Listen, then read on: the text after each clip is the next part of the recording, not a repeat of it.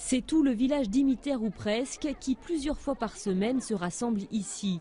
Enfants, femmes, jeunes et personnes âgées, ils sont en sit-in continu depuis août dernier.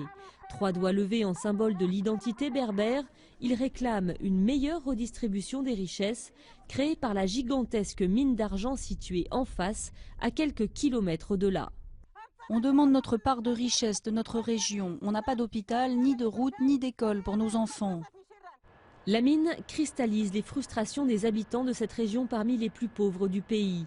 7e producteur mondial d'argent et plus grande mine d'Afrique, elle est exploitée par la Société métallurgique d'Imiter, SMI, dont l'un des principaux actionnaires à travers une série de holdings est la famille royale marocaine. Pour les jeunes, le droit au travail est au cœur des revendications. Nous vivons sur notre terre, humiliés.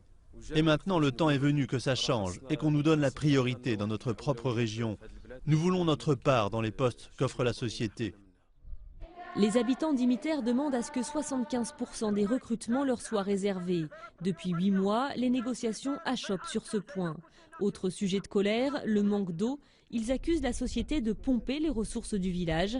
En août, les manifestants ont coupé l'alimentation du principal forage vers la mine. Depuis, ils campent à proximité pour éviter qu'il soit remis en fonction. Même durant la grande sécheresse de 1986, toutes les régions ont souffert de problèmes d'eau, sauf Imiter. C'est en 2004, lorsque la mine a fait ce nouveau forage, que l'eau a commencé à baisser peu à peu. Et la production agricole aussi. Depuis que les habitants ont fermé la vanne, les niveaux d'eau sont remontés. De nombreux agriculteurs se plaignent d'une baisse de leur production et d'un manque d'eau potable. La société, elle, réfute.